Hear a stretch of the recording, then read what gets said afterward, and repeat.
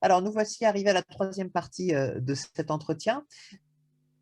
Nous allons nous intéresser aux relations entre la délinquance et l'environnement économique. Donc, les jeunes sont en fait face à un choix, se soumettre aux règles qui permettent d'intégrer l'économie réelle, officielle, celle qui est valorisée dans la société, qui est comptabilisée dans le PIB, mais cela demande des efforts soutenus sur le long terme, ça demande des diplômes avec des résultats incertains dans notre période qui est caractérisée par une pénurie de travail correctement rémunéré.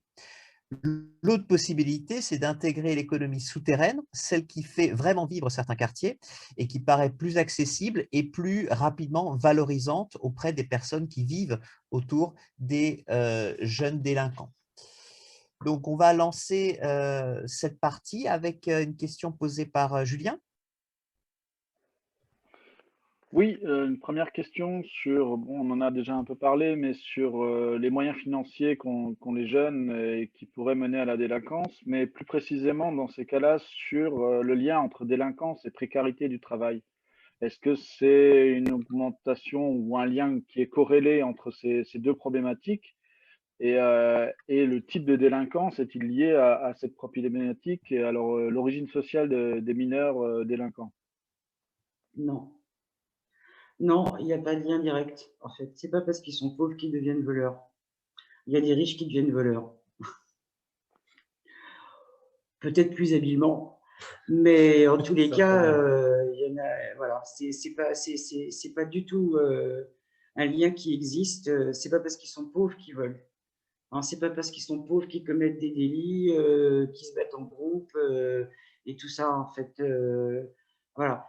Ce qu'on peut dire, bon, on a déjà abordé cette question un petit peu, enfin, j'ai déjà répondu un petit peu dans la première partie, hein, mais je voudrais juste ajouter un exemple d'un gamin qui était d'une famille moyenne, petite moyenne, voilà, ils avaient de quoi vivre, ça allait à peu près. Ils étaient logés, tout ça. Je travaillais à Nanterre à l'époque et le gamin, bah, avec un autre, ils ont commis un cambriolage et bah, ils ont cambriolé un magasin avec une vitrine et le gamin, bah, il a cassé la vitrine avec sa jambe, avec son pied.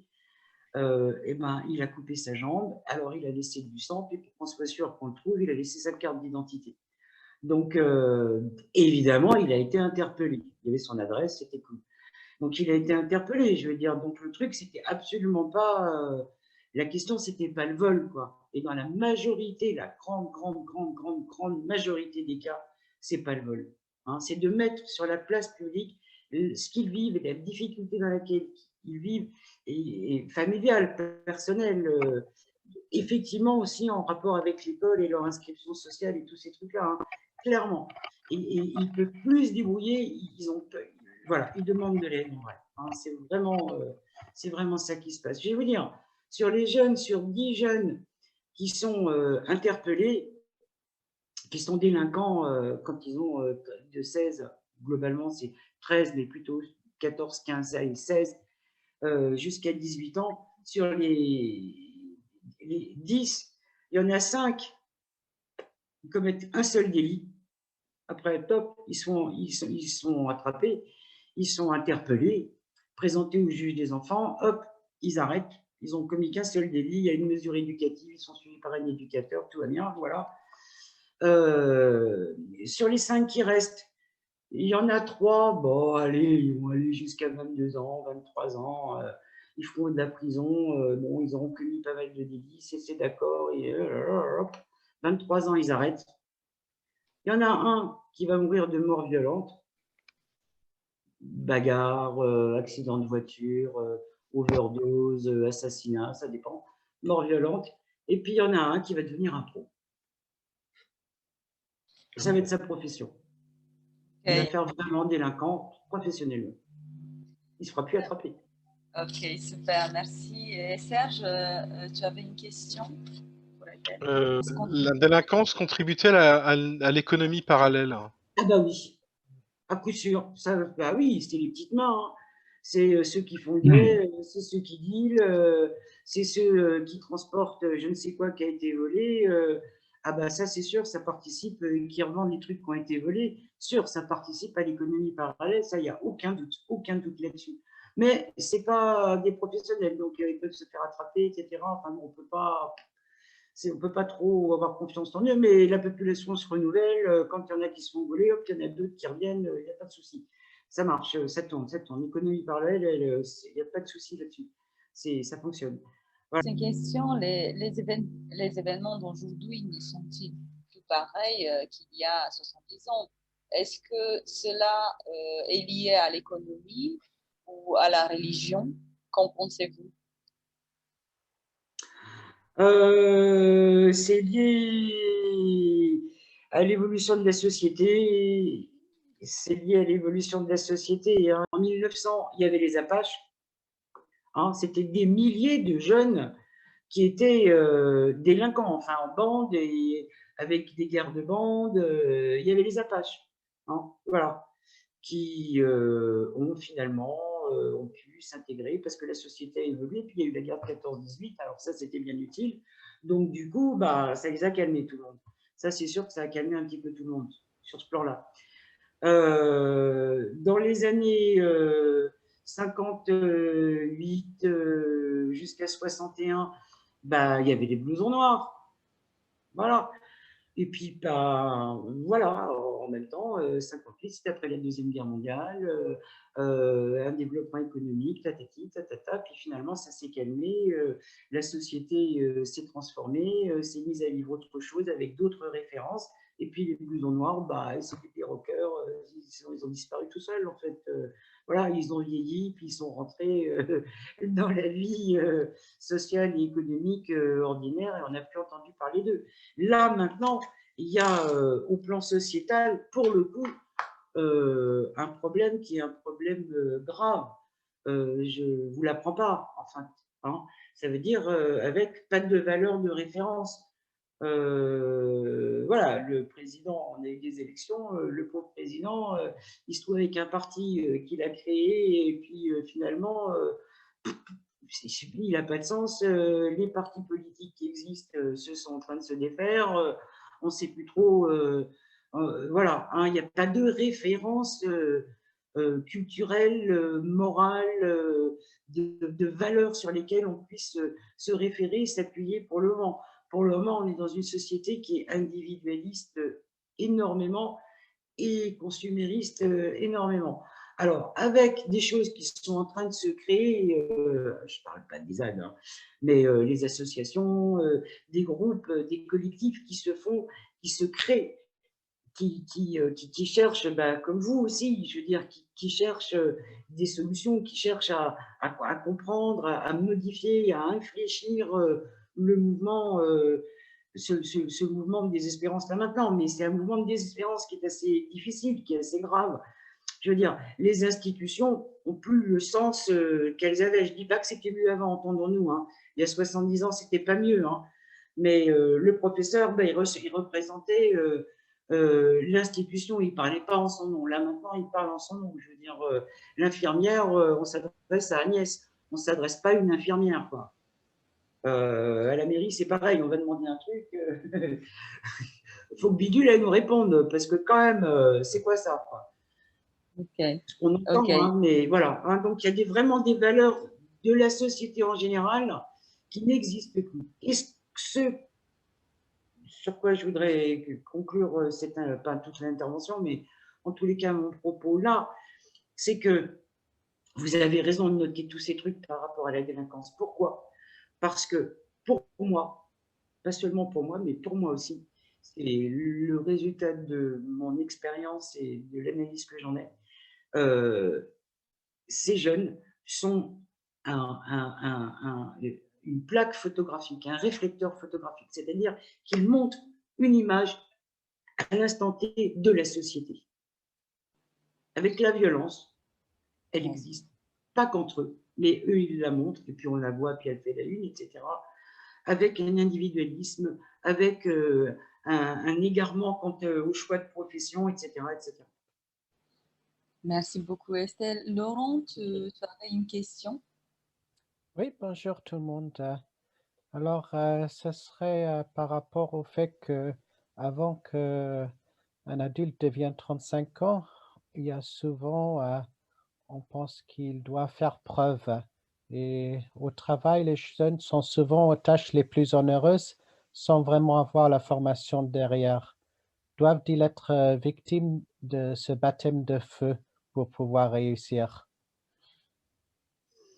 Comme au bon vieux temps. Alors là, pour le coup, hein, peut-être de moins en moins parce que justement, avec tous les dispositifs qui sont mis en œuvre et qui sont à développer, on est bien d'accord, hein, pour permettre aux jeunes de choisir une profession, etc.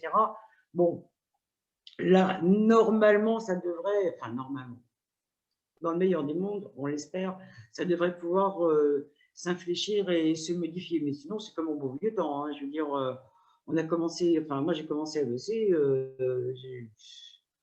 voilà, pour pas grand-chose, et beaucoup et difficilement. Enfin, je veux dire, voilà, c'était ça. Alors, pour le coup, ça, c'est une valeur qui perdure encore un petit peu.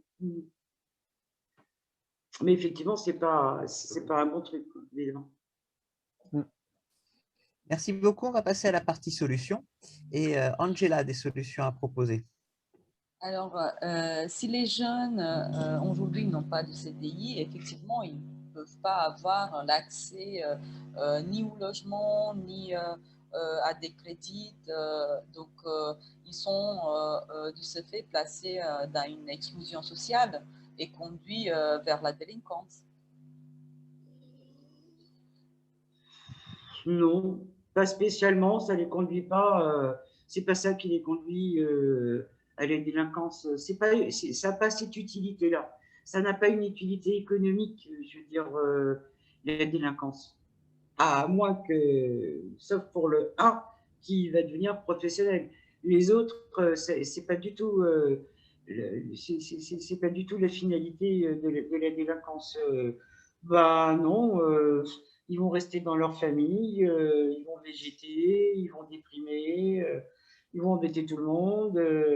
Et puis voilà, effectivement, ils peuvent s'inscrire dans des groupes de délinquants histoire de s'occuper, mais voilà, en fait, non, ça va pas, Oui. ça influe pas. Donc, par exemple, apprendre à jouer un instrument à l'école ou, par exemple, amener à réaliser des mixités des bâtiments et des écoles, peut-être c'est une des solutions, ainsi que pratiquer des activités sportives ou dans les week-ends, d'organiser des sorties entre les classes sociales, par exemple, un groupe des enfants de 92 ou 93 qui sort en même temps avec des enfants de Paris 8e, par exemple, et apprendre leur comportement, peut-être, ou échanger sur des idées. Je pense que ça peut être une solution. Voilà. Tout à fait. Mais je le crains, trop idéaliste, parce que effectivement, dans l'idée, c'est intéressant et voilà, mais dans la réalité, les parents, ils n'ont pas envie de mélanger. Les parents des gosses qui sont instruits et qui sont un peu plus favorisés, on va dire, ils n'ont pas envie de mélanger leurs gamins avec les autres, ça c'est sûr, hein. Je veux dire, dans le 12e, ce que je vous disais, ils les mettent dans les écoles privées, pas tous, hein, bien sûr. On en a quelques-unes des écoles privées, ça va. Mais voilà quoi. Sinon, ben, effectivement, il y a les scouts, c'est ce que font les scouts, hein, ben, ce qu'ils faisaient, j'en sais rien, moi je n'ai pas beaucoup suivi l'affaire des scouts, mais voilà, c'est des démarches comme ceci, je suis d'accord avec vous. Maintenant, il y a effectivement des associations qui permettent ça, hein, il y a des... Mais en même temps, voilà, il faut y aller, il faut pouvoir y adhérer, etc. Enfin, je veux dire, il y a un préalable, je dirais presque politique, de choix politique au niveau local qui est important et pour lequel, là, effectivement, ce serait intéressant de se battre. Je suis d'accord avec vous. Laurent, tu avais des propositions? Et j'ajouterais que ça peut beaucoup intéresser les gamins des classes privilégiées parce que, comme vous le voyez, ça les intéresse beaucoup. Ils commencent à mettre, ils mettent les casquettes à l'envers. Hein, quand il y a eu la mode des pantalons qui se relèvent, hop, ils étaient comme ça. Ils sont comme ça, avec leur machin, leur truc et tout, comme les gamins des banlieues, quoi. Bon. Oui, j'avais une solution alors en fait en lien avec la loi de déprécarisation de François Hollande qui s'applique dans la fonction publique. Alors en fait, un contractuel serait prioritaire pour un poste équivalent CDI quand cela s'ouvre.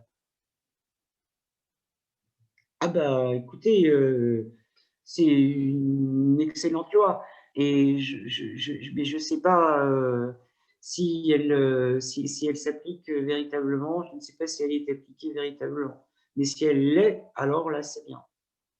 Mais alors, ce qui est un peu étonnant en même temps, enfin bon, ça c'est parce que je suis une ancienne fonctionnaire, hein, c'est que dans la fonction publique, il y a des CDD, des CDI, ça c'est étonnant.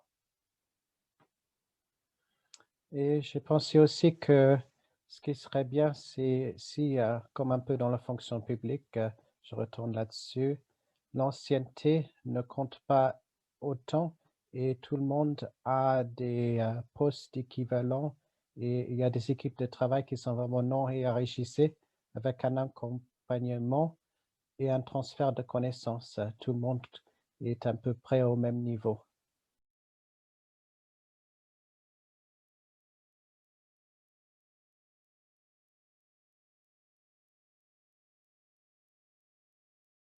Bah oui, c'est des dispositifs, des dispositions qui sont intéressantes. Alors, je ne sais pas si elles sont véritablement